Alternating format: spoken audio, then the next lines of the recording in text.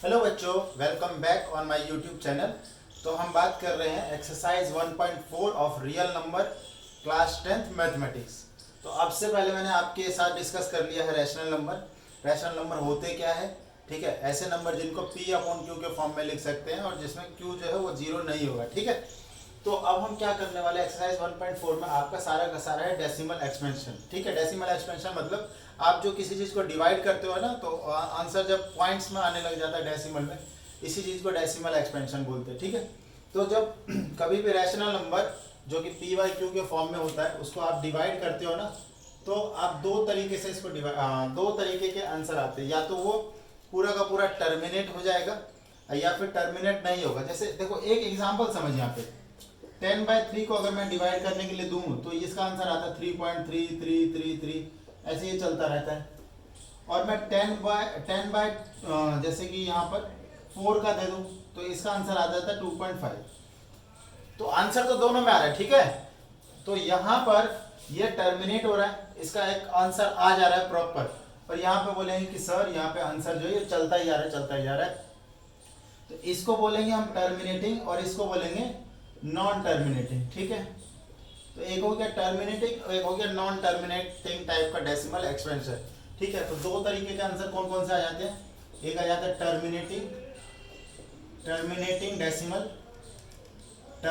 Decimal और एक हो जाता है हमारा नॉन टर्मिनेटिंग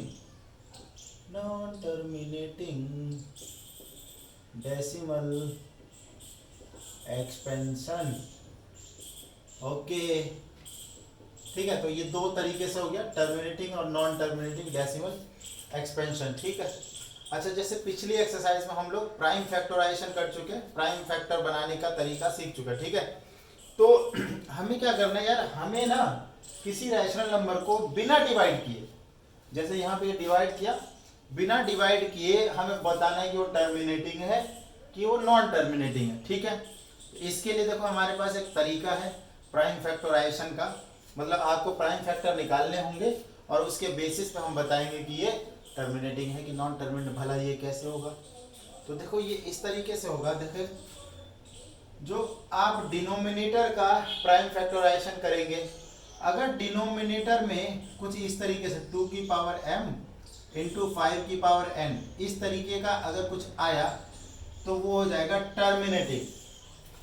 अगर इनके अलावा, अच्छा, m और n की value greater than equal to 0 है ना, दोनों की value greater than equal to 0, value 0 भी हो सकती है, मतलब या तो सिर्फ 2 की पावर m हो सकती है या 5 की पावर n हो सकती है या फिर दोनों भी हो सकता है। क्योंकि 2 की पावर अगर 0 हुई तो वो 1 हो गया, 5 की पावर 0 हुई तो अगर वो 1 हो गया। और यहाँ पर क्या होगा, p अपॉन में इस ये भी हो सकता है, इसके साथ में कुछ और भी होगा। मतलब यहाँ पर 2 की पावर m इंटू 5 की पावर n, ये वाला फॉर्मेट नहीं होगा, ये वाला फॉर्मेट नहीं होगा, ठीक है। अगर इनके अलावा कोई दूसरा फॉर्मेट आ गया तो वो हो जाएगा नॉन टर्मिनेटिंग पर, ठीक है बेटा। इतना समझ में आ रहा है, टर्मिनेटिंग और नॉन टर्मिनेटिंग, ठीक। क्वेश्चन लेते हैं हम बुक का, सो दैट कि आपके एक्सरसाइज के क्वेश्चन भी कंप्लीट होंगे इससे। जैसे हम पहला ही सवाल उठा लेते हैं यहाँ पर, एक्सरसाइज 1.4 का ये आपका पहला सवाल है। फर्स्ट पार्ट है 13 अपॉन में 3125। तो आपको सिंपल क्या करना है, ये जो नीचे में डिनोमिनेटर है इसका प्राइम फैक्टराइजेशन करना है। तो देखते हैं यहाँ पर 3125, देखो ये कितने से डिवाइड हो जाएगा। अगर यूनिट प्लेस पे आपको 5 दिख रहा है तो 5 से हो ही जाएगा, लेकिन पहले 3 से चेक कर लो।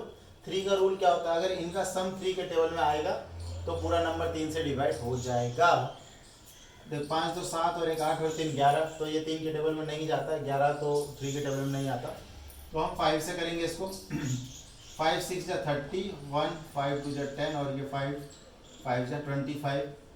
फिर 5 से 125 पे, फिर 5 25 पे, देन अगेन 5 पे और देन अगेन ये 1। तो देखो इसका जो डेसिमल एक्सपेंशन क्या होगा, देखो नीचे में क्या है 1 2 3 4 5, तो 2 की पावर 0 इंटू में 5 की पावर 5 तो ये फॉर्मेट आ गया ना, ये वाला लिख देंगे since this is in the format of p upon 2 की पावर m इनटू 5 की पावर n। सो ये टर्मिनेटिंग हो जाएगा बेटा, ये कैसा हो जाएगा, ये आपका टर्मिनेटिंग डेसिमल हो जाएगा, टर्मिनेटिंग डेसिमल। एक और सवाल ले लेते हैं, जैसे इसका सेकंड पार्ट है, बहुत आसान सा, 17 अपॉन में 8, तो 17 या 2 इंटू 2, तो इसको क्या लिख सकते हो 17, इसमें 2 की पावर 3 और 5 की पावर जो है वो 0 होगी, तो ये अगेन कैसा हो गया, ये हो गया टर्मिनेटिंग, ये कैसा हो गया टर्मिनेटिंग। ठीक है, और भी देख लेते हैं एक दो सवाल, जैसे आपका ये थर्ड पार्ट है, 64 अपॉन में 455, तो 455 के डेसिमल एक्सपेंशन करने हैं आपको। तो सबसे पहले 455 के आप प्राइम फैक्टराइजेशन करेंगे बेटा, ये आप देखो कौन से टेबल में आ रहे हैं, 5 के टेबल में आएगा, 5 9 जा 5 1 जा, ये 7 के टेबल में आ रहा है आपका, और ये 13 के टेबल में आ रहा है। तो आप देखेंगे कि इसका जो डिनोमिनेटर में है 5 into 7 into 13, 5 into 7 into 13।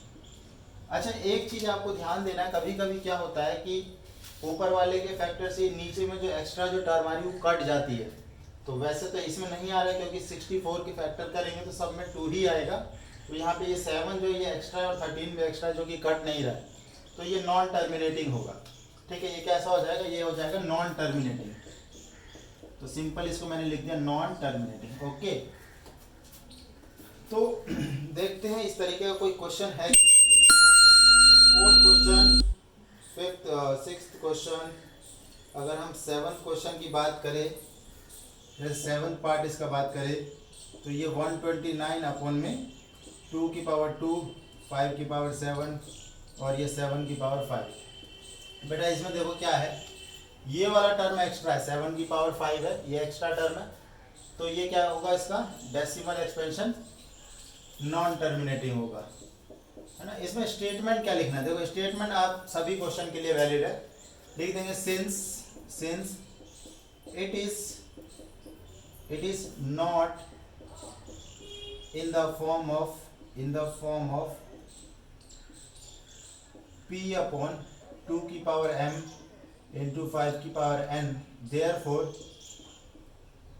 it is non terminating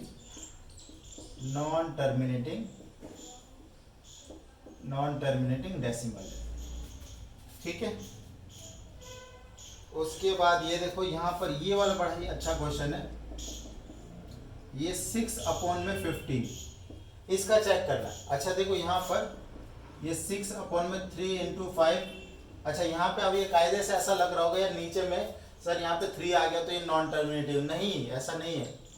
क्यों, मैंने अभी थोड़ी देर पहले बताया कि ऊपर वाले का भी थोड़ा सा फैक्टर करके देख लेंगे, अगर एक बार नॉन टर्मिनेटिंग आ रहा है तो थोड़ा सा सतर्क हो जाओ, और इसको जरा 2 इंटू 3 लिख सकते हो ऊपर में, और नीचे में 3 इंटू 5, बेटा ये देखो 3 से 3 कट रहा है, ये 2/5 आ गया ना ये, और 2/5 नीचे में सिंपल आपका फॉर्मेट आ गया, आपको चाहिए 2 की पावर m और 5 की पावर n, तो 5 की पावर तो 1 हो गई यहाँ पे, और 2 की पावर 0 होगी, तो ये आपका टर्मिनेटिंग हो जाएगा, ये आपका क्या हो जाएगा टर्मिनेटिंग। ठीक है, तो एक इसी टाइप के सवाल है आपके लगभग, और दूसरे टाइप का सवाल ये है कि आपको बोलता है कि write down the decimal expansion of those rational number in question number, नहीं आपको सिंपल बताना है। ठीक है, ये लास्ट वाले क्वेश्चन में, थर्ड क्वेश्चन में, कि टर्मिनेटिंग है कि नॉन टर्मिनेटिंग है, तो इसका जो फर्स्ट पार्ट है वो टर्मिनेटिंग हो गया, उसका प्रॉपर आंसर आ रहा है। दूसरे में देखो लास्ट में डॉट डॉट डॉट करके दिया हुआ है, तो हो जाएगा नॉन टर्मिनेटिंग। ठीक है, और तीसरा वाला देखो रिपीटिंग भी है, क्योंकि वो बार लगा हुआ है, उसका मतलब वो रिपीटिंग होता है। ठीक है, तो ये 3 तरीके के डेसिमल एक्सपेंशन है।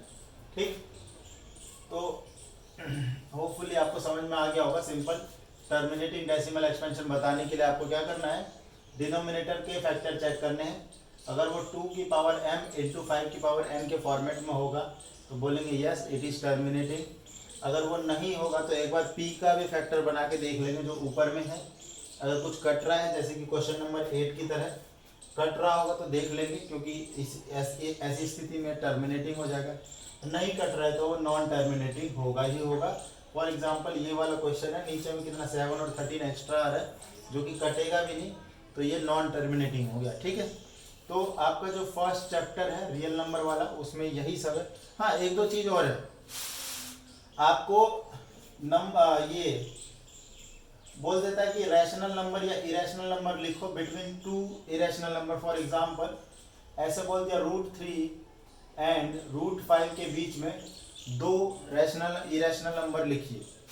इरेशनल नंबर कौन से नंबर होते हैं जिनको p/q के फॉर्मेट में नहीं लिख सकते, जिनको p/q के फॉर्मेट में नहीं लिख सकते इन टर्म्स ऑफ डेसिमल बोलूं तो वो नॉन टर्मिनेटिंग नॉन रिपीटिंग होते हैं। देखो ये वाले जो डेसिमल एक्सपेंशन होते हैं ना, ये अगेन दो टाइप के होते हैं। ये अगेन दो टाइप का होता है, एक हो जाता है रिपीटिंग, एक हो जाता है रिपीटिंग क्लास 9th में ये, और एक हो जाता है नॉन रिपीटिंग। एक हो जाता है रिपीटिंग और एक हो जाता है नॉन रिपीटिंग। ठीक है ना, तो रिपीटिंग वाला तो बेटा ये हो जाता है रैशनल नंबर की कैटेगरी में आता है, बट नॉन रिपीटिंग वाला जो है वो इरेशनल नंबर की कैटेगरी में आ जाता है। ठीक है, तो जैसे √3 की जो वैल्यू हो जाती है वो 1.73 के आसपास होती है, और √5 की वैल्यू जो है ये आपको निकाल के देखना पड़ेगा। तो चलो मैं निकाल के बता देता हूँ, ये 5.00 कर लेता हूँ मैं। तो 2 2 जो 4, 1 इधर 0 पॉइंट ऊपर चला गया, 4 2 सब 84, 16 मतलब लगभग 2.2। तो इनके बीच में बहुत सारे नंबर है यार, इनके बीच में आप तेरे को 5 नंबर लिखने हैं या 2 नंबर लिखने, कितने भी नंबर लिख सकता है। जैसे कि 1.73 यहाँ पर आप लिख दो एक नंबर, और यहाँ पे लिख दो दूसरा नंबर। तो ये वाला नंबर देखो, जैसे 1.7 कर दो, 73 कर दो, उसके बाद कुछ भी कर दो, जैसे 01 001 0001, ऐसे आप चलाते रहोगे। और यहाँ पर आप लिख लो जैसे कि इसके बाद 1.73 हो गया ना, चलो आप कर दो इसको 02 है ना, 002 0002, ऐसे ये चलता रहेगा। बेसिकली ये रिपीट नहीं होना चाहिए, आपको इस कैटेगरी में लाना है नॉन टर्मिनेटिंग। तो नॉन टर्मिनेटिंग तो ये हो गया, मैंने डेसिमल लगा दिया।